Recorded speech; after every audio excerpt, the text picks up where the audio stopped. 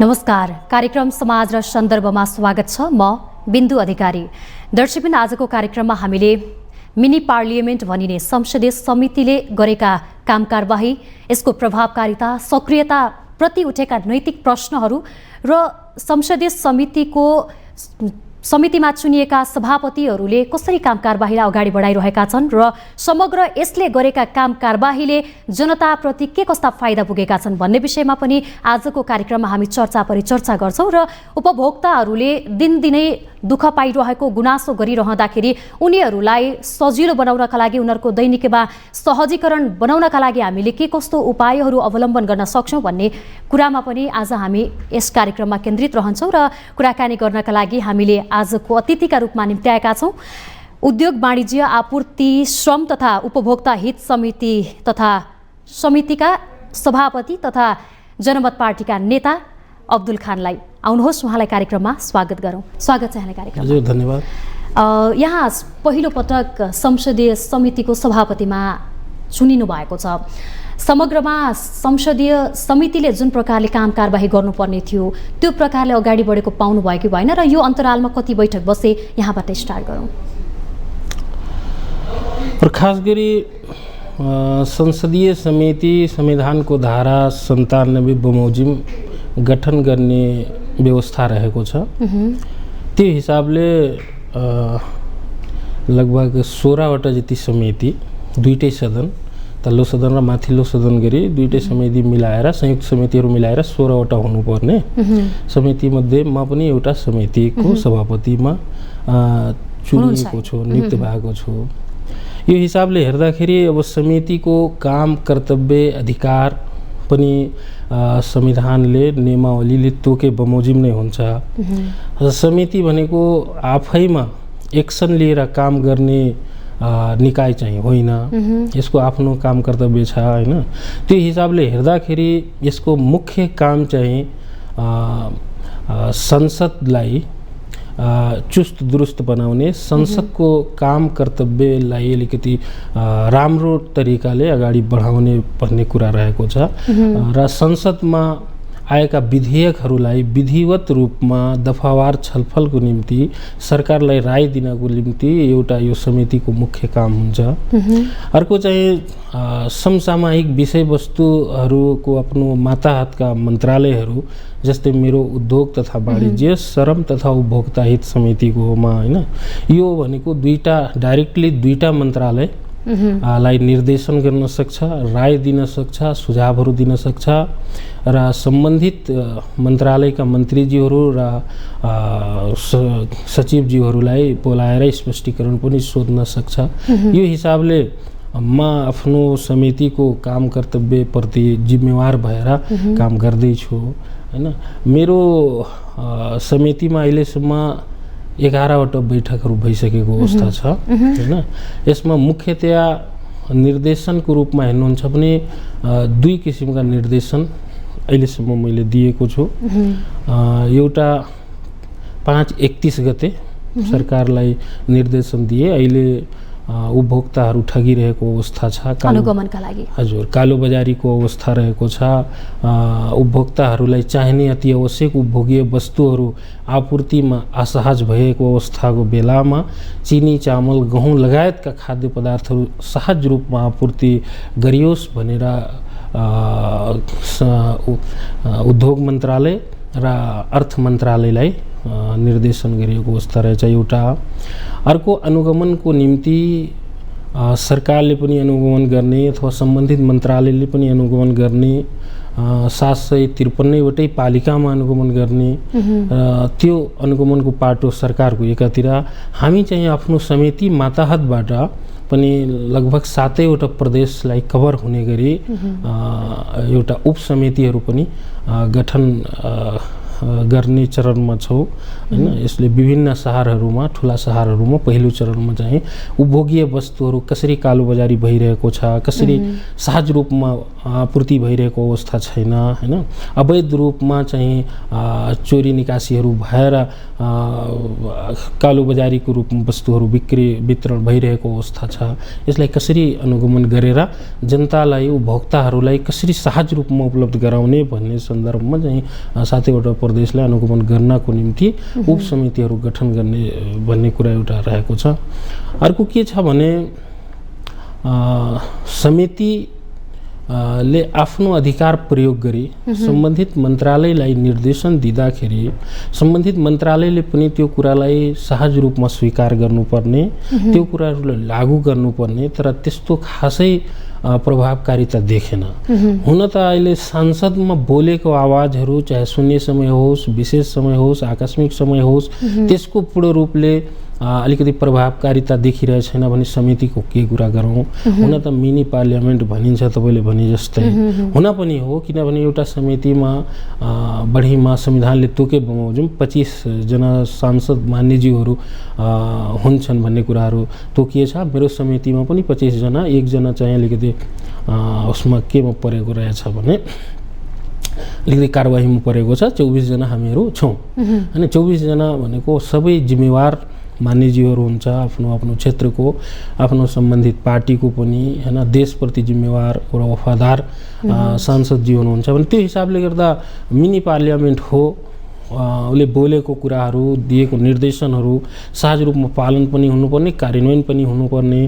तर अब के भनौँ, म आफै भन्नलाई लाज लाग्छ। हामीले एकातिर निर्देशन गर्छौँ, सरकारले उतातिर हो पनि भन्छ, तर वस्तुहरूको भाव चाहिँ रेटहरू प्रत्येक दिन बढिरहेको अवस्था छ। यो चाहिँ दुर्भाग्यको कुरा हो हैन। जस्तो मुख्य सदनमा नै सांसदहरूको जुन बनाइ हुन्छ त्यो विषयमा नै केन्द्रित रहेर बहस गर्नुपर्ने विषयमा भएका बहसको पनि जुन एउटा अन्तिम रूप लिएर त्यसलाई कार्यान्वयनको पाटोमा पुगिन्छ, त्यो नै कार्यान्वयन हुँदैन भनेर भन्दै गर्दा मिनी पार्लियामेन्टमा भएका छलफल, संसदीय समितिमा उठेका विषयहरूले पूर्णता पाएका छन् त? यसको प्रभावकारिता र यसको सक्रियतामाथि नैतिक प्रश्न त बाहिर उठेका छन् नि। यहाँले पहिलो पटक सभापति हुनुभएको छ संसदीय समितिमा। समग्रमा अहिलेसम्म के चुनौती रहेछ र यसलाई अब अगाडि कसरी बढाउन सकिने रहेछ, यहाँले के व्यक्तिगत के अनुभव गर्नुभयो? मैले भने नि अब नैतिक प्रश्न नै खडा भइरहेछ, त्यसको चर्चा हुनुपर्छ भन्ने त्यस्तो अवस्था त छैन। किनभने सबै जिम्मेवार व्यक्तिहरू, जिम्मेवार पदमा बसिरहनुभएका मान्यज्यूहरूले उहाँहरूको इच्छा चाहना छैन कि हाम्रो देश समृद्ध नहोस्, हामी अगाडि नबढौँ भन्ने चाहना छैन हैन। यति हुँदाहुँदै पनि जुन एउटा राज्यको धर्म हुन्छ, राजधर्म हुन्छ, त्यो राजधर्म चाहिँ पूर्ण रूपमा पालन भएको अवस्था देखिँदैन। चाहे त्यो पार्लियामेन्टदेखिको हो या हाम्रो मिनी पार्लियामेन्टसम्मको अवस्था होस् हैन। त्यो हिसाबले वास्तवमा हामी कमजोरी अवस्थामा छौँ। तर अब यति हुँदै पनि त्यो साह्रै आत्तिसक्नुपर्ने अवस्था छैन, किनभने यसमा थुप्रै कारणहरू छन् हैन चुनौतीका। एकातिर के छ भने मन्त्रालयका आफ्नै सिस्टमहरू हुन्छ, अर्कोतिर कर्मचारी सिस्टमहरू उस्तै छ, अर्कोतिर हाम्रो जुन वैधानिक नियम कानुनका कुराहरू छन् एकातिर छन्, जनताको चाहना अर्कोतिर छ हैन। यो हिसाबले तालमेल चाहिँ कहीँ कतै मिले जस्तो छैन, त्यो मलाई पनि आभास हुन्छ वास्तवमा। किनभने तपाईँ आफै विचार गर्नुहोस्, हाम्रो देश चाहिँ औद्योगिकरणमा एकदम पछाडि परेको छ।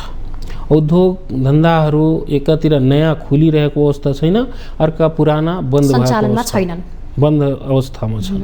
अनि सञ्चालन भएका पनि 7 दिन हैन, हप्ताको 7 दिन सञ्चालन हुने, 24 घण्टा सञ्चालन हुने अवस्थामा कहीँ कतै छैन। त्यो 10 वटा औद्योगिक क्षेत्रलाई हेर्दा पनि त्यो हिसाबले गर्दा कहीँ न कतै कमी कमजोरी छ।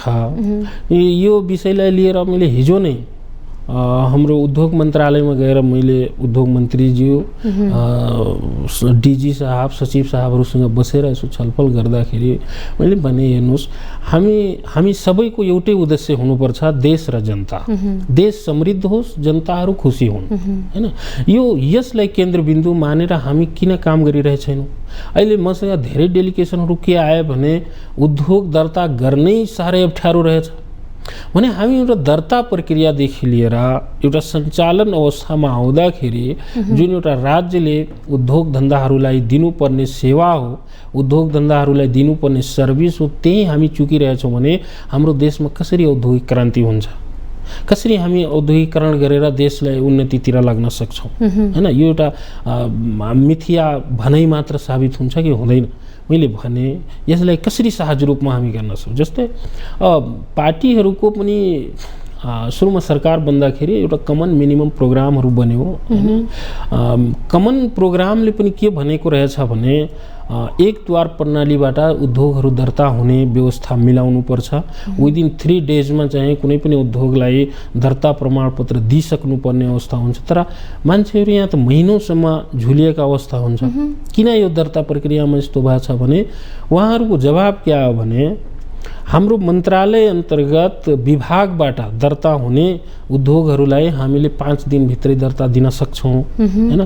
तर अन्य अब साना उद्योगहरूलाई, घरेलु उद्योगहरूलाई, यिनीहरूलाई चाहिँ अब साह्रै कागज प्रक्रियाहरू पुर्याउनु पर्ने हुन्छ, त्यसमा टाइम लाग्छ सर, हामीहरू गर्न त्यो भने मैले भने त्यो टाइम लाग्छ, के कागज के प्रक्रिया पुर्याउने, त्यो भनेको जनता र उद्योगी व्यवसायीहरूको सरोकारको विषय होइन। त्यो भनेकै सरकारको सरोकारको विषय हो। हामीहरू जति चाहे त्यो सभापतिको रूपमा होस्, चाहे कोही मन्त्रीको रूपमा होस्, या तपाईँहरू सचिव डिजीको रूपमा हुनुहुन्छ, हामी तपाईँ सबैको साझा दायित्व के हो भने छिटो र छरितो सेवा दिने र त्यसलाई कसरी प्रभावकारी ढङ्गले अगाडि बढाउन सकिन्छ भन्ने कुरा हाम्रो प्रमुख दायित्व हो नि त। यो कुरा गर्दा ल ठिक छ सर, हामी कहाँ आयो भने म 5 दिन, मैले 5 दिन किन 3 दिनमा दिनु न। तपाईँ एक ठाउँमा सबै एउटै अफिसमा एउटै ढोकाबाट छिरेर सबै दर्ता प्रोसेस अपनाउने खालको तपाईँ व्यवस्था गर्नु न। त्यो व्यवस्था गर्न तपाईँले कहाँ अप्ठ्यारो हुन्छ?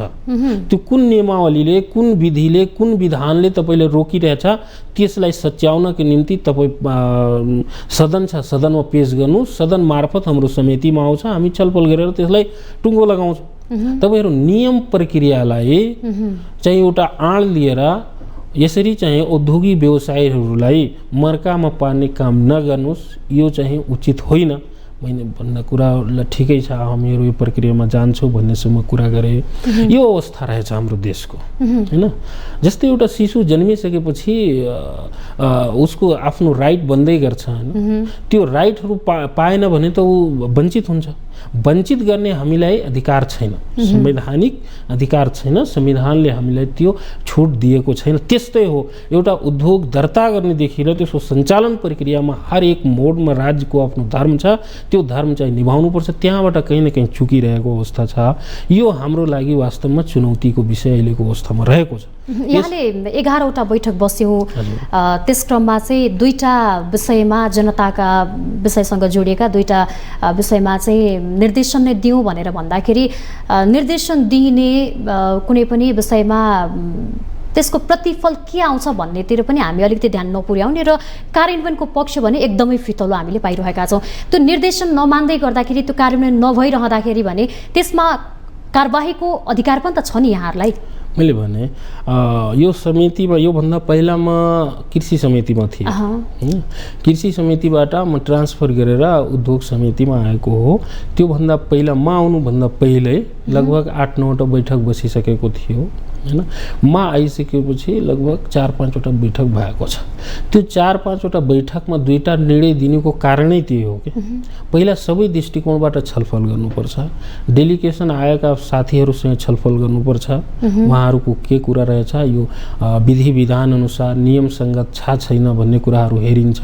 त्यस पछाडि सम्बन्धित मन्त्रालयका सचिवजीहरूलाई र आवश्यकता पर्यो मन्त्रीजीलाई बोलाएर पनि छलफल गरिन्छ हैन।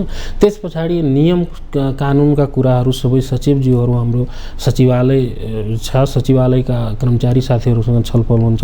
यो सबै भइसकेपछि बल्ल न डिसिजन दिने हो। डिसिजन त्यो हावातालमा डिसिजन दिएपछि त कहीँ न कहीँ बाजिन्छ, कुनै न कुनै ठाउँमा असर पर्छ भन्ने कुरा सबै कुराहरू हेर्नुपर्छ, हेरिन्छ पनि। त्यो हेरेर मैले 2वटा मात्रै निर्देशन अहिलेसम्म जारी गरेको छ।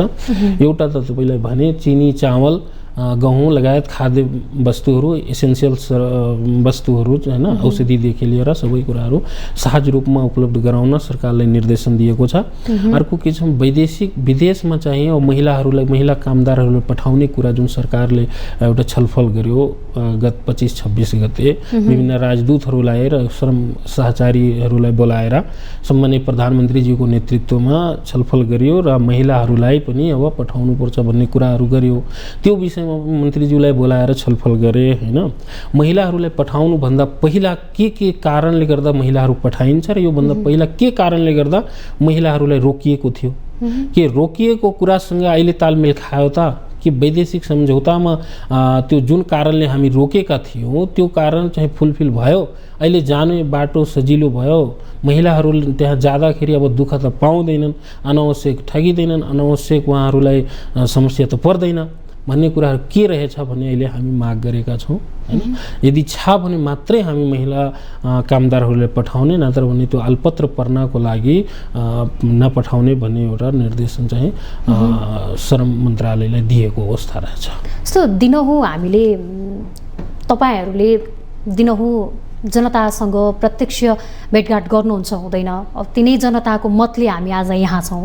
तसर्थ ती उपभोक्ताहरू दिनहुँ उनीहरूको चुलोमा आगो नबल्ने अवस्था हामीले आज पाइरहेका छौँ। नेपालमा यति धेरै दुर्गम क्षेत्र छ कि त्यहाँ दैनिक मान्छेहरू भोकैका कारणले गर्दा, खाना नपाएकै कारणले गर्दाखेरि मृत्यु भइरहेको अवस्था छ। यो दर्दनाक अवस्थादेखि हामी कहिले माथि उठ्ने? यो प्रत्यक्ष सवाल चाहिँ उपभोक्ताकै हितको लागि भएर मैले यहाँलाई गर्न चाहेँ। होइन, तपाईँले उठाएको सवाल पनि एकदम जायज सवाल हो हैन, र यो सवाल पूर्ति गर्नु राज्यको धर्म हो, संविधानको दायित्व हो, हामीहरू सबैको कर्तव्य पनि हो। किनभने संविधानको मौलिक हकभित्र धारा 44 मा स्पष्ट उपभोक्ताको हक भनेर तोकेको अवस्था छ हैन। उपभोक्ताले सजिलो र सहज रूपमा घाँसपासको कुरै छाडौँ, घाँसपास मात्रै होइन, मैले भनिरहेको छु नि, हाम्रो संविधान यही छ। यसको धारा 44 मा हामीले हेऱ्यौँ भने उपभोक्ताको हितको अधिकार सम्बन्धी कुरा गरेको छ, उपभोक्ता हित सम्बन्धी। त्यसमा 1 नम्बर र 2 नम्बर बुँदामा एकदम स्पष्ट रूपमा भनेको छ कि कुनै पनि उपभोक्ताहरूलाई सहज रूपमा चाहिँ गुणस्तरीय रूपमा वस्तु र सेवा चाहिँ उसले पाउनुपर्छ हैन। एउटा दुईटा कुरा भनेको छ, वस्तु र सेवा, फेरि गुणस्तरीय वस्तु र सेवा पाउने उसको अधिकार छ भन्ने कुरा 1 नम्बरमा भनेछ। 2 नम्बरमा के भनेछ भने वस्तु र सेवा कुनै गलत तरिकाले भयो भने त्यसको क्षतिपूर्ति पनि उसले पाउनुपर्छ भन्ने कुरा स्पष्ट रूपमा भनिसकेको छ। संविधान जारी भएको 8-9 वर्ष भइ नै सक्यो हैन। अब यति भइसक्दा पनि अब पनि यदि यो सर्भिस हामीले प्रोभाइड गर्न सकेनौँ भने वास्तवमा हामी जनताको निम्ति, देशको निम्ति नै हामी नै अभिशाप बने जस्तो हुन्छ। वास्तवमा त्यो सही कुरा हो। त्यसप्रति हाम्रो एकदम गम्भीर ध्यान आकर्षण छ। यो छैन कि जनताको घरमा चुल्हो नबलोस् हैन, उसले पाउने सेवाहरू नपाओस्। तर दुर्भाग्य के छ भने हामी नेपालीहरू के भएछौँ भने उत्पादन भन्दा पनि आयातका कुरामा बढी निर्भर भइसकेका छौँ। हामीले आफ्नो ठाउँमा, आफ्नो देशभित्र उत्पादन चाहिँ बढाउँदैनौँ, तर विदेशबाट ल्याउने वस्तुहरू, सेवाहरू चाहिँ एकदम छिटो रूपमा जान्छौँ, लिएर आउँछौँ अनि त्यसलाई उपभोग गर्छौँ। यो हाम्रो देशको लागि एकदम खतरनाक बिमारी हो। यसमा पहल कसले गर्ने त? त्यही त म भनिरहेको छु, यो एकदम खतरनाक कुरा हो।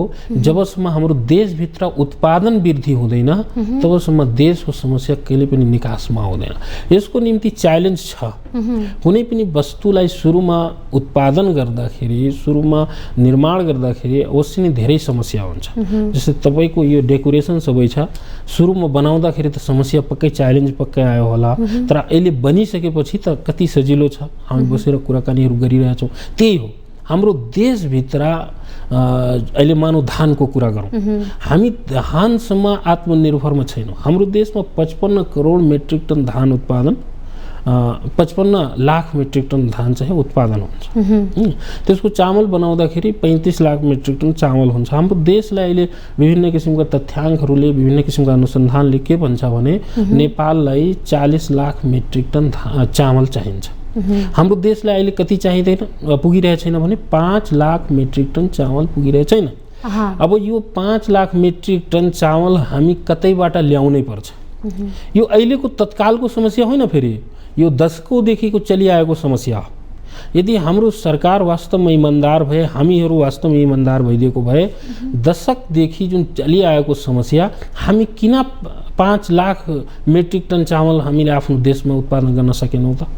कारण के भयो? यसको निम्ति जनताले यदि हामीसँग सवाल गर्छ भने हामीसँग जवाब हुँदैन वास्तवमा। अब म त नयाँ आएछु, मभन्दा पहिला त कोही थियो नि, त्यो जिम्मेवारी अहिले मलाई पनि लिनुपर्छ। भनेपछि नेताहरू जनताप्रति, उपभोक्ताहरूप्रति इमान्दार छैनन्।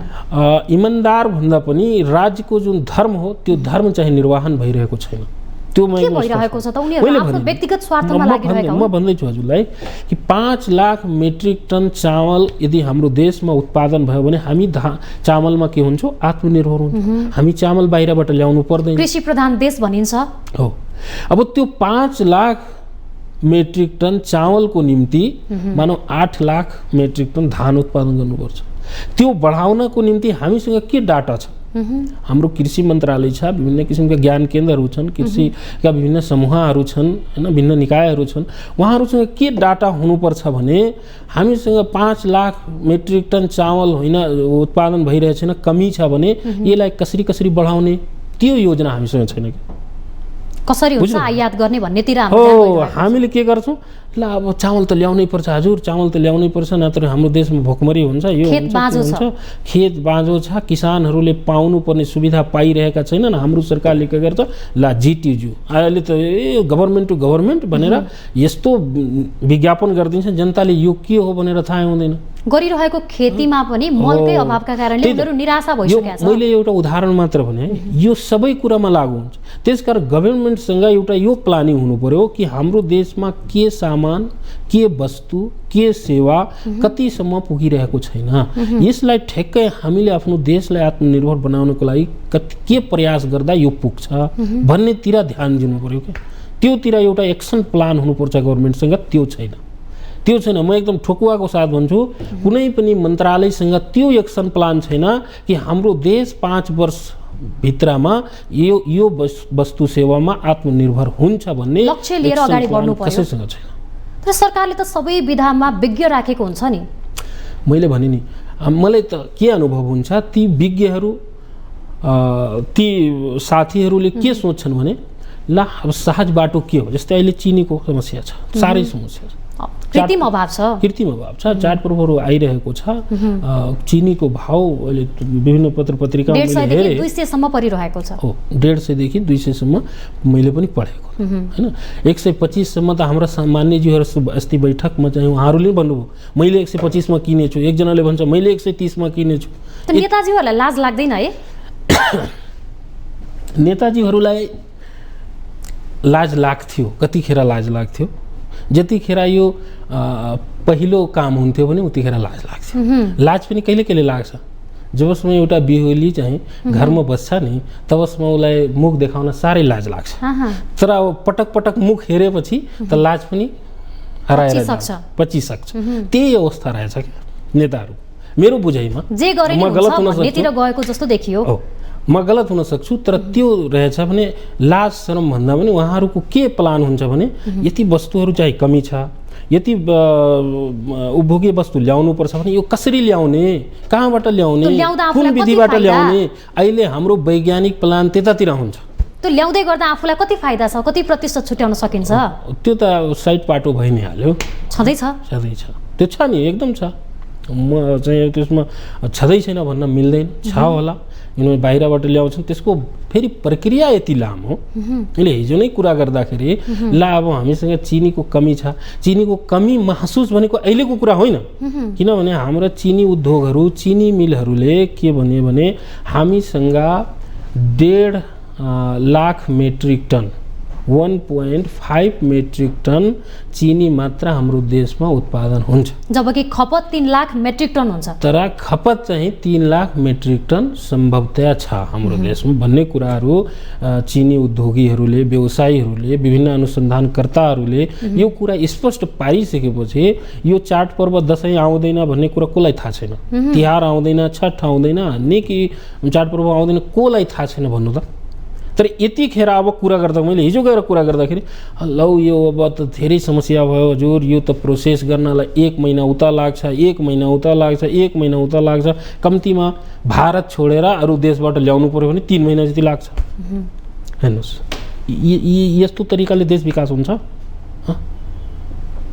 यो तरिका छ हाम्रो सरकारको जुन एउटा स्ट्रक्चर छ हैन, त्यो स्ट्रक्चरको यो अवस्था रहेको छ। दैनिक उपभोग्य वस्तुमा कमी भएकै कारणले गर्दा, उनीहरूलाई समस्या भएकै कारणले गर्दा वैदेशिक रोजगारका लागि जान बाध्य छन्, खाडी मुलुक गइरहेका छन्। हेर्नु, वैदेशिक रोजगारको कुरा गर्नुहुन्छ भने म त्यो साह्रै नेगेटिभ त्यो प्रतिमा छैन।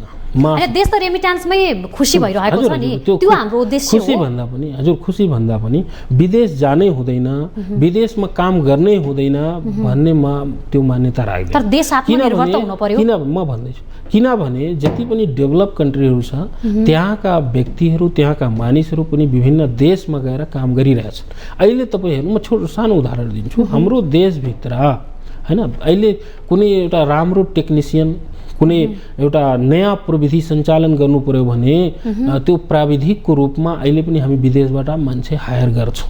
बाध्यता छ, त्यो बाध्यता छ, हाम्रो देशको लागि बाध्यता छ। भने यस्तो काममा हाम्रा कामदारहरू ज्यादा अप्ठ्यारो हुँदैन। कुनै राम्रो काम गर्नको लागि, इन्जिनियरको काम गर्नलाई, कुनै राम्रो काम गर्नको लागि, कुनै राम्रो प्रोजेक्टमा काम गर्नको लागि हैन, विदेशमा जानु राम्रो कुरा हो। तर नेपालमा रोजगारै नपाएर विदेशी खाडी मुलुकमा जानु त दुर्भाग्य हो नि। हजुर, म भन्दैछु खाडी मुलुकमा जानु हुँदैन भन्ने छैन। जानुस्, राम्रो काम गर्नु। यहाँ जुन सेलेरी हाम्रो यहाँ साथीहरूले पाइराख्नु भएको छ त्यसको 4 गुणा सेलेरी बढी भएको ठाउँमा जानुस्। तपाईँ 4 गुणा बढी आरामदायी ठाउँमा जानुस्। तपाईँको फ्यामिलीलाई यहाँभन्दा 4 गुणा राम्रो सुविधा पाउने ठाउँमा तपाईँ जानुस्। हाम्रो नागरिकलाई पठाउनु पर्छ, जानु पनि पर्छ। व्यक्ति खुसी हुन्छ, तर समस्या यहाँ छ के खुसी हुने त यो विषयमा होइन। त्यो गएपछि देश दुखी हुन्छ भन्ने छैन। दुखी कहाँनिर देश छ, जतिखेर एकदम गरिब वर्गहरू, एकदम श्रमिकहरू जुन यहाँ ज्यालादारी समेत पाउँदैनन्, एउटा ज्यालादारी पाउनको लागि उहाँहरूले विदेश जानुपर्ने अवस्था छ। जो पढे लेखेका छैनन्, काम सिकेका छैनन्, त्यस्ता मजदुरहरू जब विदेशमा जान्छन् त्यस पछाडि उहाँहरू अल्पत्रमा पर्छन्, महिलाहरू अल्पत्रमा पर्छन्, गरिब दुखीहरू, मधेसीहरू, दलितहरू, पिछडा वर्गहरू हैन गएर त्यहाँ अल्पत्रमा पर्छन्। जो उहाँहरूलाई थाहा हुँदैन कि हामीलाई समस्या पर्दाखेरि कहाँनिर सम्पर्क गर्ने, कोसँग कुरा गर्ने, एम्बेसीको के काम रहेछ केही थाहा छैन। कसैले भन्देको भरमै मैले भने नि केही थाहा हुँदैन। उहाँहरू बिचारा जुन जसको सङ्ख्या अहिले लगभग 95% भन्दा बढी कामदार, त्यस्तो लेभलका कामदार विदेशमा गइरहेछन्, बिचारा रोडमा सुत्न बाध्य छन्। समस्या उतिखेर हो, देश उतिखेर दुखी हुन्छ, हाम्रो मन उतिखेर दुखी हुन्छ। वास्तवमा तिनीहरूलाई ट्रेन्ड गरेर हामी पठाउन सकिरहेका छैनौँ। कम्तीमा ठिक छ, हामी यहाँ रोजगारी त दिन सकिरहेका छैनौँ, तर एउटा सिपमूलक तालिम समेत दिएर पठाउन सकिरहेको अवस्था छैन हाम्रो देशको। सरकारले दुखी त्यहाँ भइन्छ। देश त्यहाँ चाहिँ अलिकति सोच्नुपर्ने अवस्था छ। ल ठिक छ, हामी यहाँ काम दिन सकिरहेका छैनौँ, तर कम्तीमा जुन मजदुरहरू, जुन लेबरहरू हाम्रो देशभन्दा बाहिर जान्छन्, त्यो देशसँग हाम्रो सम्झौता र हाम्रो एग्रिमेन्ट त्यो हिसाबको हुनु पर्यो। हाम्रा कामदारहरू यस्तो यस्तो लेभलका आउँछन्, यसरी सुविधा दिनुपर्छ, उहाँहरू यो कन्डिसनमा चाहिँ देश फिर्ता गर्नुपर्छ भन्ने एकातिर मेकानिजम छैन। अर्कोतिर जाँदाखेरि हाम्रो यहाँ श्रम गराएर बिचाराहरू एयरपोर्टमा जाँदाखेरि समेत उहाँहरूले ट्रेनिङ, तालिम, सिप, कुन काममा गइरहेछौ, कसरी गर्छौ। मानौ कुनै एकजना व्यक्ति ड्राइभिङ गर्न गए अनि ड्राइभिङ त्यहाँ विदेशमा कुन तरिकाले हुन्छ, त्यहाँ स्टेरिङ कतातिर हुन्छ, त्यहाँका रोडहरूको कन्डिसन कस्तो हुन्छ, त्यहाँ कति स्पिडमा गाडी चलाउनु पर्छ, कहाँनिर रोक्नुपर्छ, त्यो साधारण ज्ञान दिएर पनि हामी पठाउन सकिरहेका छैनौँ। त्यहाँनिर दुखी हो। अहिलेको अवस्था त देशले लौ न हजुर मेरा नागरिकलाई रोजगार दिलाइदिनु पर्यो भन्ने बिन्ती बिसाउनु पर्ने अवस्था होइन त अहिले? अनि सरकारले बिन्ती बिसाए त ठिकै हो, जनता चाहिँ दुःख पाउनु भएन, श्रमिकहरू दुःख पाउनु भएन। ठिक छ, हामी हातै जोडेर ल कसरी सुख पाउँछ देशमा रोजगार नपाएर विदेश गएर। मैले भने दुबई, मलेसिया, साउदी, कतारलाई हामी सरकारका व्यक्तिहरूले ल ठिक छ हातै जोडेर दिउँ न काम, तर ती कामदारहरू दुःख पाउनु भएन। हामी दुःख पाऊँ, हामी हात जोडौँ, खुसामत गरौँ, के गरौँ, त्यो चाहिँ हामी गरौँ, सरकारले गर्नुपर्छ। त्यो सरकारले गर्नुपर्छ। जनता चाहिँ श्रमिकहरू दुखी हुनु हुँदैन। सकभर देशभित्रै रोजगारको सिर्जना गर्नुपर्छ। यदि छैन भने बाहिरै जानुपर्छ भने सबै मापदण्डहरू, आइएलओको मापदण्डहरू, जुन इन्टरनेसनल लेभल अर्गनाइजेसनको जुन मान्यताहरू छ, जसका जुन प्रावधानहरू छ, ती कन्डिसनहरू मिट भए खालको हामीसँग एग्रिमेन्ट भएपछि बल्ल अर्को देशमा चाहिँ आफ्नो देशका नागरिकलाई पठाउनु पर्छ। अहिलेको अवस्था त के छ, एउटा नागरिक त्यहाँ बितेपछि 6 महिनासम्म लास आउँदैन हाम्रो देशमा। अब भन्नुहोस् त्यो घरको हालत के होला, यस्तो अवस्था छ। अनि विदेशै जानु हुँदैन भन्ने छैन। होइन, देश विकासमा अहम भूमिका, मुख्य भूमिका निर्वाह गर्ने युवाहरूकै अहिले बाहिर जाने ठुलो सङ्ख्या देखिन्छ भनेपछि देश समृद्ध नहोस् जस्तो भए पनि देश चलिरहन्छ, युवाहरू बाहिर गएर खुसी छन् भने ठिकै छ भन्ने हाम्रो अहिलेको मान्यता हो। देश समृद्ध चाहिँदैन अब अहिलेलाई। एउटा त जनरल कन्सेप्ट के सोच्नुपर्छ, बाहिर गएर सबै सुखी नै हुन्छन् भन्ने छैन। भयो भने त ठिकै छ। बाहिर गएर धेरै दुखी हुन्छ। घर छोड्नुपर्छ, परिवार छोड्नुपर्छ, माटो छोड्नुपर्छ, देश छोड्नुपर्छ, भाषा छोड्नुपर्छ, संस्कृति छोड्नुपर्छ, राष्ट्रियता छोड्नुपर्छ, हैन, आफ्नो सार्वभौमिकता छोड्नुपर्छ। सर्वस्व छोडेर गइन्छ भने सुखी भइन्छ? एउटा पैसाले मात्रै सुखी भइँदैन। देशको कन्सेप्ट त यही छ नि अहिले। छैन कन्सेप्ट, यो कन्सेप्ट छैन। यो कन्सेप्ट मान्दैन, किनभने सबै आफ्नो किसिमले जिम्मेवार त छन्। हेर्नुहोस्, हैन, प्रधानमन्त्रीदेखि लिएर साधारण कर्मचारीहरूसँगसम्म पनि कतै न कतै देशप्रति माया त छ, तर देशले जुन गतिमा जानुपर्छ, जुन योजनामा जानुपर्छ, जुन रणनीति बनाउनुपर्छ, त्यो चाहिँ छैन। देशप्रतिको माया त्यो मनको कुन कुनामा छ भन्ने पत्तो लागेन, अब व्यवहारमा देखिएन नि त। हो, मैले भने व्यवहारमा कमी छ, कमजोरीहरू छ, तर माया छ।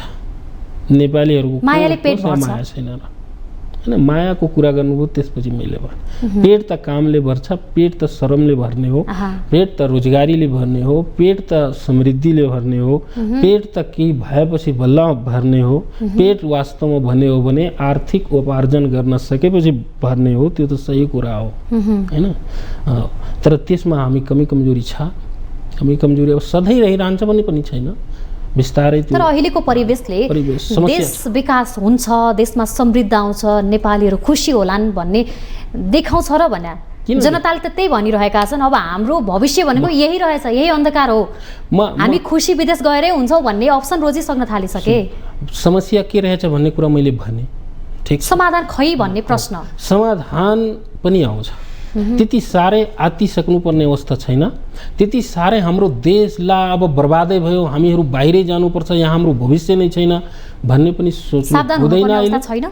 एकदम छ, हाम्रो देश चाहिँ एकदम बढ्न सक्छ। धेरै पोजिटिभ इन्डिकेटरहरू पनि हाम्रो देशको निम्ति छ, किनभने हामीसँग साधन छ, हामीसँग स्रोत छ, हामीसँग प्राकृतिक रिसोर्सहरू छन्, हामीसँग एउटा समृद्ध देशको निम्ति जति कन्डिसनहरू, जति टर्महरू चाहिन्छ त्यो सबै छ हाम्रो देशमा। हाम्रो देशमा यति मात्रै छैन, एउटा भिजन छैन, प्लानिङ छैन, एउटा करेन्ट एक्सन छैन कि म 5 वर्ष पछाडि हाम्रो देशलाई कहाँ पुर्याउने हो, 10 वर्ष पछाडि हाम्रो देशलाई कहाँ पुर्याउने हो भन्ने एउटा एक्सन प्लान मात्रै छैन। हाम्रो देशसँग सबै कुरा छ, साधन, स्रोत, रिसोर्स सबै कुरा छ। हेर्नु, त्यसकारण हामीले यति साह्रै आत्तिसक्नुपर्ने भन्ने कुरा पनि छैन। प्रकृतिले दिएका चिजबाट विश्व सामु नेपाल चिनिन्छ, तर नेपालको त्यो बाहेकको पहिचान के भन्ने प्रश्न। विश्व प्रकृतिले मात्र हैन, नेपालीपनले गर्दा नेपालीहरूको आफ्नो गौरव र आफ्नो परिचय, आफ्नो इतिहास, आफ्नो पराक्रमले पनि चिनिएको छ नि त, हैन। प्राकृतिक रिसोर्स, साधनहरू आफ्नो ठाउँमा पनि छन्, नेपालीहरूको पहिचान आफ्नो ठाउँमा छ, त्यसले पनि पहिचान भएको छ। दुवैको तालमेल भएर नेपालको पहिचान विश्वमा छ। हेर्नुहोस्, छिमेकी देशहरूले त पेलिसके नि, अब त निमिट्यान्न हुने हो कि अस्तित्व भन्ने अवस्थामा त पुगिसकेको छ। यही अवस्था रहने भने देश रहला र भन्ने अवस्था त सृजना भइसकेको छ। अब कसले भन्छ देश रहँदैन? यो कुराको प्रचार नगर्नुहोस् र जनतालाई म भन्छु, यो यति साह्रै निराश नहुनुहोस् तपाईहरू। हेर्नुहोस्, साह्रै निराश नहुनुहोस्, किनभने सबैले बिगार्छ, सबैले बर्बाद पार्छ भन्ने छैन, सपार्नेहरू पनि छन्, राम्रा व्यक्तिहरू पनि छन्, राम्राहरू पनि हाम्रो देशभित्र छन्। केही लेट सेट भए पनि हाम्रो देश बन्छ। एक दिन हामी छिमेकीहरू भन्दा पनि समृद्ध भएर देखाउँछौँ। एक दिन नेपाल त्यस्तो भएर देखिन्छ यदि हामी सबै आँट गर्यौँ भने। त्यसकारण यो सबै विषयमा साह्रै आत्तिसक्नुपर्ने छैन। हाम्रो देश रहँदैन भन्ने कसैले परिकल्पना गर्छ भने त्यो गलत कुरा हो। त्यो कुराप्रति म एकदम कुनै पनि कुराको मान्यता राख्दैन। उनीहरूभन्दा हामी अहिले पनि कम छैनौँ। राम्रो काम गर्ने व्यक्तिले अवसर पाएका छैनन्। उनीहरू जो व्यक्ति सक्षम छ, जुन स्थानका लागि छ, त्यो स्थानसम्म पुग्ने व्यक्ति त अर्कै आएर बसिरहेको हुन्छ। अनि कसरी देश समृद्ध हुन्छ त? त्यसको निराकरण कहिले? मैले भने नि सत्य कुरालाई प्राप्त गर्नको लागि साह्रै अप्ठ्यारो त हुन्छ। बाटोहरूमा विभिन्न किसिमका खुड्किलाहरू त आउँछन्, विभिन्न किसिमका बाधा अवरोधहरू त आउँछ। सीता त हरण हुनु पर्यो हैन? मैले भने नि सीता हरण हुनै पर्छ भन्ने पनि छैन। यो भन्दा बढी के हरण हुनु? अब तपाईले भने अनुसार यो भन्दा बढी के हरण हुनु? जब हाम्रो देशका नागरिकहरूले नै आत्तिसके भने यो भन्दा ठुलो विपद अब देशमा के आउन सक्छ? अब हाम्रो हरण सबै भइसक्यो, अब रावणको वध हुन मात्रै बाँकी छ। अब रावणको वध भइसकेपछि हाम्रो देश समृद्धितिर जान्छ। रावणको वध हुनेमा विश्वस्त हुने आधारहरू छन् त? पुरा आधारहरू छ, किन छैन? नयाँ नेतृत्वहरू आउँदैछन्, युवाहरूमा यतिको चेतना आउँदैछ, जनताहरू चेतनशील भइरहेका छन्, मतदाताहरू चेतनशील भइरहेछन्, उद्योगी व्यवसायीहरू होइन नेपाललाई समृद्ध बनाउनुपर्छ भने लागिसक्नु भएको छ हैन। हाम्रो देशमा राम्रो नेतृत्वहरू पनि आइराख्नु भएको छ हैन। राम्रा पलहरूको एउटा बाटो देखिरहेको अवस्था छ भने किन हुँदैन? रावण वध पनि हुन्छ, देश समृद्ध पनि हुन्छ, राम्रो हुन्छ। यो म ठोकुवाको साथ भन्छु। हामी पनि आशा गर्न सक्छौँ यसप्रति। जनताले आशा गरेका देखेका ती सपनाहरू पुरा होउन्, हाम्रो पनि शुभकामना छ। हामीले पनि हातेमालो गर्नुपर्छ यसमा। तपाईहरुको त अहम भूमिका नै छ।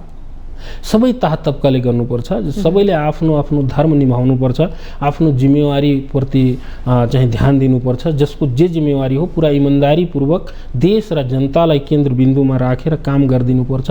त्यति काम गरिदिएपछि पुग्छ। अब महँगीले जनता मारमा पर्नु पर्दैन, पेट्रोलको मूल्य आकाशिनु पर्दैन। अब पर्न सक्छ, हेर्नुहोस्, आतिनु पर्दैन, पर्न सक्छ। जुन हाम्रो देशमा छँदै छैन जुन चिज, त्यसको विकल्प चाहिँ हामीले खोज्नुपर्छ। हामी सधैँ पेट्रोल डिजलको कुरा किन गर्छौँ? हामीले विद्युतको पनि कुरा गरौँ न। हाम्रो देश भनेको पानीको यत्रो धनी देश हो। हामीले हाम्रो क्षमता 83,000 कसैले पठाउँछ, कसैले 1 लाखभन्दा बढी मेगावाट निकाल्ने क्षमता भन्ने पढाउँछ। विभिन्न किसिमको तथ्यहरू हामीसँग छन् हैन। हामी विद्युत उत्पादन गर्नेतिर लागौँ न। हामी डिजल पेट्रोलको मात्र किन कुरा गर्छौँ? डिजल पेट्रोल हाम्रो देशमा छैन, त्यो अनुकूल परिस्थिति बनाइएको छैन नि अहिलेसम्म। म भन्दैछु त्यसप्रति मात्र हामीले ध्यान नपुर्याउँ। डिजल कसरी आपूर्ति गर्ने, पेट्रोल कसरी आपूर्ति गर्ने होइन, हामीले यसको विकल्प कसरी विद्युतलाई हामी विद्युत उत्पादन गर्न सक्छौँ भन्नेतिर लाग्नु पर्यो। यसको निम्ति सहज वातावरण त छैन। वास्तवमा तपाईँले भनेको कुरा ठिक हो। त्यो सहज वातावरण हामी राजनीतिक कर्मीहरूले, हाम्रो सरकारले, हाम्रा नेताजीहरूले त्यो चाहिँ सही वातावरण बनाइदिनुपर्छ, ताकि बाहिरका उद्योगी व्यवसायीहरू हाम्रो देशमा आएर विभिन्न किसिमका ठुला परियोजनाहरू खोलुन् र त्यसबाट चाहिँ हाम्रो देशको समस्याको निकास होस् भन्ने त्यति मात्र बाँकी छ नि हामीसँग। अरू सबै कुरा छ। पानी हामी कहाँ छ? हामीसँग विभिन्न किसिमका जनशक्ति पनि छ। युवाहरू विदेश गइरहेछन्, ती युवा जनशक्ति हामी कहाँ छ? अब्बल जनशक्ति छ। हाम्रो देशमा लगानीकर्ताहरू पनि छन् हैन। हाम्रो देशमा बिजनेस व्यापार विदेशका व्यक्तिहरूले गर्न चाहन्छन्। मात्र यति हो कि त्यो वातावरण चाहिँ सही ढङ्गले मिलाइदिनु पर्यो। बाधा कहाँनिर छ? बाधा छ, मैले भन्दैछु नि। कुनै पनि, म सुरुमै भनिदिएँ, कुनै पनि उद्योगी व्यवसायीहरूलाई नेपालमा उद्योग व्यवसायहरू परियोजनाहरू सञ्चालनको निम्ति सहज वातावरण बनाइदिनु। कसरी भने उसले जुन देशबाट आउँदैछ, जुन देशबाट हाम्रो देशमा चाहिँ वो बिजनेस गर्न या उद्योग खोल्न आइरहेछ, त्यो देशभन्दा हाम्रो देशमा सहज वातावरण। उसले त्यहाँ तिरिरहेको रेमिटेन्स, उसले त्यहाँ तिरिरहेको करहरू त्यहाँभन्दा यहाँ सजिलो पारिदिनु पर्यो। एउटा उसलाई त्यहाँ के दुविधा छ, उसलाई त्यहाँ के समस्या छ, त्यो ठ्याक्कै समस्या हटाइदिने। त्यो मानौ कुनै एकजना इन्डियाको व्यक्ति हाम्रो देशमा चाहिँ ठुलो एउटा विद्युत परियोजना बनाउन खोजिरहेछ भने भारतमा के समस्या उसले झेलिरहेछ, त्योभन्दा सहज वातावरण हाम्रो देशमा बनाइदिनुपर्छ क्या। त्योभन्दा सहज वातावरण बनाउने बित्तिकै ऊ एकजना आएपछि दुईजनालाई तानेर ल्याउँछ भने त्यस पछाडि न हाम्रो देश बन्ने हो। हाम्रो अवस्था के छ भने अहिले 100 रुपियाँको सामान भारतबाट ल्यायो भने त्यसको चाहिँ कर तिर्नुपर्छ, भन्सार तिर्नुपर्छ भन्ने हामी कानुन बनाइरहेका छौँ। राजस्व उठाउनु पर्यो। कुरा सुन्नुहोस्, जबकि दुनियाँका कुनै पनि देशबाट फर्केर आउँदाखेरि दुईटा मोबाइल ल्याउन मिल्छ। एउटा मोबाइल त अहिले 2 लाख 2.5 लाख पाइन्छ भने दुईवटा मोबाइल ल्याउन पाउने, दुबईमा काम गर्नेले दुईवटा मोबाइल ल्याउन पाउने, 15 किलो सामान लगेजहरू ल्याउन पाउने, अरू के ल्याउन पाउने। तर हाम्रो छिमेकी देश हैन 10 गजभन्दा पारी गएर 100 रुपियाँभन्दा बढी सामान ल्याउन नपाउने, यो कस्तो खालको कानुन हो भन्नु त? यसले के देखाउन खोजेको छ? यसले देशलाई कहाँ पुर्याउन खोजेको छ? देशलाई कुन समृद्धि र उन्नतितिर लाग्न खोजेछ? भनेको छिमेकी देशबाट जति पनि सामान ल्याउन पाउनु पर्यो, जति पनि हैन, जति पनि मैले भने जति पनि हैन, कर असुल गर्ने ठाउँहरू पनि बनाइदिनु पर्यो। जस्तै म बर्दियाको है उदाहरण दिन्छु, म बर्दियाको हो। बर्दिया भनेको लगभग अहिले भनेअनुसार 83 किलोमिटर बोर्डर छोएको छ हैन। 83 किलोमिटर बोर्डरमा कति ठाउँमा चाहिँ भन्सार कार्यालयहरू छ? 1 ठाउँमा, 2 ठाउँमा, 3 ठाउँभन्दा बढी छैन। अब एउटा व्यक्तिले मानिलियो 500 रुपियाँको सामान ल्याउँछ, उसलाई कर बुझाउनको निम्ति, भन्सार बुझाउनको निम्ति 10 किलो 15 किलोमिटर टाढा गएर वो भन्सार बुझाउनु पर्छ। को जान्छ भन्नु त? 500 रुपियाँको सामान ल्याउनेले त्यहाँ 10-15 किलोमिटर टाढा गएर भन्सार कटाउन कोही जान्छ? अनि त्यहाँ चोरी, निकासी, पैठारी, ठगी हुँदैन, घुसपैठ हुँदैन भन्न मिल्छ? यसको निम्ति त ठाउँ-ठाउँमा चेकपोस्टहरू राख्नु पर्यो, भन्सार असुल गर्ने साना छोटी भन्सारहरू राख्नुपर्ने हैन। त्यतातिर ध्यान छैन सरकारको। अहिले करोडौं यो भर्खर मसँग कसले भन्दै थिए हैन, 2000 करोड को सामान चाहिँ हाम्रो बोर्डरबाट चोरी पैठारी भएर आउँछ, जुन राजस्व हामी पाउँदैन। यो 1 वर्षमा 2000 करोड उठ्छ। यदि हामीसँग ठ्याक्कै त्यो चोरी निकासी पैठारीहरू बन्द भयो भने त्यो हामी गर्दैनौँ। जुन हाम्रो देशको निम्ति आवश्यक छ, राजस्व उठ्छ, देश समृद्ध हुन्छ, आर्थिक तन्त्रमा चाहिँ वृद्धि हुन्छ भन्नेतिर हामी सोच्दैनौँ हैन। हामी हावातालकाहरू जुन समाजले एक्सेप्ट गर्दैन, समाजलाई चाहिँदैन, त्यस्तो किसिमका बाध्यकारी नियमहरू बनाएर हामी आफै देशलाई फसाउने काम गरिरहेका छौँ। अब अनुसन्धानको एक मात्र आधिकारिक निकाय सिआइबीले गरेको अनुसन्धान, त्यसले निकालेको प्रतिवेदनमाथि पनि शङ्का उब्ज्याउने, यसलाई आधार मान्ने कि नमान्ने भन्ने छलफल भइरहन्छ अहिले नेपालमा। यो विषय भइरहँदाखेरि अब नेपालमा यस्तो गर्नुपर्ने छ, यो मुख्य समस्या भन्ने थाहा नभएको त व्यक्ति कमै होलान्। यस्तो यो रणभुल्ल विषयमा अड्किएर बस्ने, तर जे गर्नुपर्ने छ त्यहाँनिर त्यो ध्यान नै नपुगेको हो त? त्यसो भए म पहिला एउटा कुरा के क्लियर गरौँ भने, कुनै पनि वैधानिक निकाय जब गभर्मेन्टले बनाउँछ, सरकारले बनाउँछ भने त्यसप्रति विश्वास पनि हुनुपर्छ। यदि विश्वास छैन भने बनाउनु पनि हुँदैन। पहिलो कुरा ठिक छ, विश्वासको वातावरण सबै भइसकेपछि बल्ल बनाउने काम गर्नुपर्छ। यदि बनाइसकेपछि उसले गरेको काममा हैन अंकुश लगाउनु चाहिँ गलत कुरा हो। तपाईँले सिआइबीको कुरा गर्नुभयो, विभिन्न किसिमका यहाँ आयोगहरू छन्, विभिन्न किसिमको समितिहरू बनेका छन् हैन। तिनीहरूलाई पनि एउटा काम दिएपछि काम गर्ने वातावरण पनि दिनुपर्छ। अब सबै ठाउँमा चाहिँ शङ्का उपशङ्का हैन, जहिले पनि नराम्रो सोच त्यो राखेपछि त बनाउनुको अर्थै के थियो त? त्यो गलत कुरा हो। त्यसप्रति म चाहिँ विश्वास गर्दैन। जब वैधानिक कुनै पनि निकाय बन्छ भने उसलाई स्वतन्त्र रूपमा, निष्पक्ष रूपमा काम गर्ने वातावरण दिनुपर्छ, उसले गरेको कामप्रति विश्वास पनि गर्नुपर्छ। तर अहिले हाम्रो सिआइबी के कम छ? हाम्रो सिआइबीको कुरा गर्नुहुन्छ भने हाम्रो सिआइबी साधन स्रोत नभए पनि दुनियाँको कुन सिआइबीसँग कमजोर छ भन्नु त? त्यसो भए त्यसले निकालेको प्रतिवेदनमा किन शङ्का उपशङ्का? गलत कुरा हो त्यो शङ्का उपशङ्का। त्यसमा यो विषयमा तपाईहरु विरोध गर्न सक्नुहुन्न? म अहिले नै गरिरहेको छु नि त विरोध। यो विरोध होइन, त्यसप्रति चाहिँ शङ्का उपशङ्का गर्नु, त्यसलाई नकार्नु, त्यसलाई नमान्नु एकदम गलत कुरा हो, त्यो नाजायज कुरा हो। त्यसप्रति चाहिँ कसैले पनि विश्वास गर्नु हुँदैन।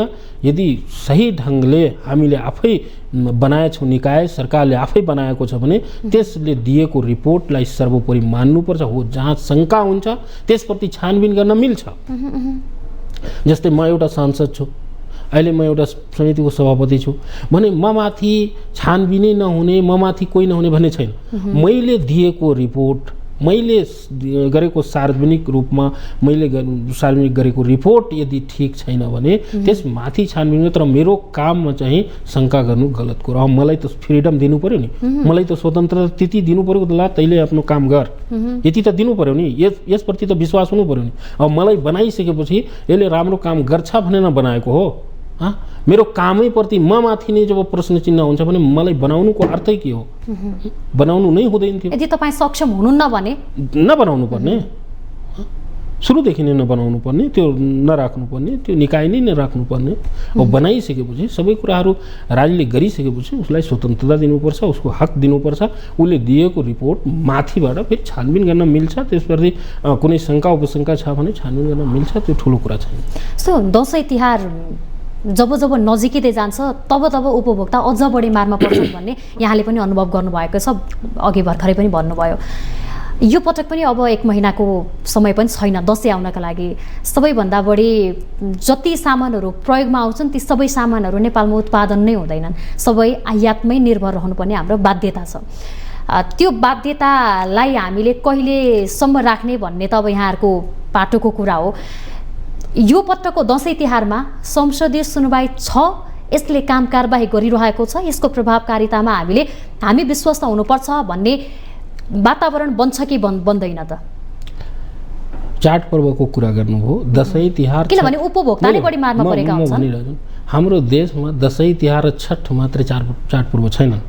मुख्यतया हामीले मनाउने भनेका देशमा 125वटा भन्दा बढी जातिहरू, 123वटा भन्दा बढी भाषाहरू प्रयोग गर्ने, विभिन्न संस्कृति, पहिचान, भूगोल सबै जोडिएको बहुभाषिक, बहुधार्मिक, बहुपहिचानयुक्त, बहुराष्ट्रयुक्त हाम्रो बहुराष्ट्र एउटा देश हो। ठिक छ, यहाँ हामीले जोड्यौँ भने प्रत्येक दिन चाडपर्वै हुन्छ। हेऱ्यौँ भने सबै जात जाति धर्म संस्कृति सम्प्रदायलाई हेऱ्यौँ भने प्रत्येक दिन चाडपर्व नै छ हैन। तर समस्या कहाँनिर छ कि यी जुन अनुगमन गर्ने निकायहरू छन्, ठिक छ, उनीहरू जहिले पनि निरन्तर रूपमा त्यो अनुगमन नगरिदिने, निरन्तर रूपमा चाहिँ कानुनी प्रयोग गरेर कसलाई पनिसमेन्ट गर्नुपर्छ, कसलाई रिवार्ड गर्नुपर्छ हैन, यो काम नगरेपछि यस्तो समस्याहरू आइरहेको छ।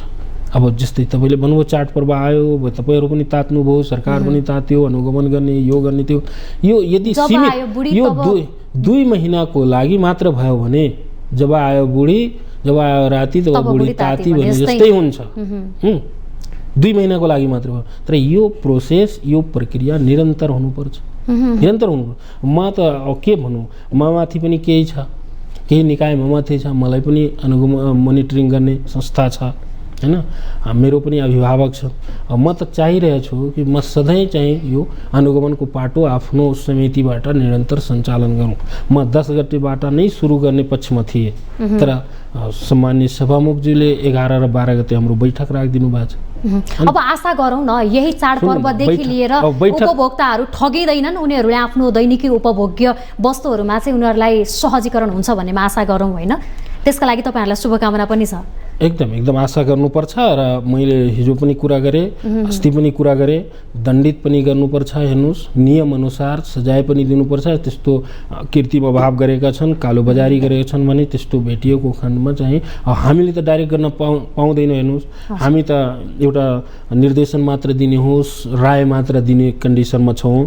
तर यहाँलाई धेरै धेरै धन्यवाद। ल धन्यवाद। दर्शकबिन, आजको कार्यक्रममा हामीले पछिल्लो समय उपभोक्ताहरू दैनिक रूपमा नै ठगिने, कालोबजारीको शिकार हुनुपर्ने बाध्यता कतिन्जेलसम्म रहने त भन्ने विषयमा केन्द्रित रहेर र अब यो चाडपर्वमा कसरी उपभोक्तालाई सहजीकरण गर्न सकिन्छ त भन्ने विषयमा पनि केन्द्रित रहेर आजको कार्यक्रममा हामीले कुराकानी गऱ्यौँ र आजको निर्धारित समय सकिएको छ। माउन्टेन टेलिभिजन HD हेर्दै रहनुहोला। नमस्कार।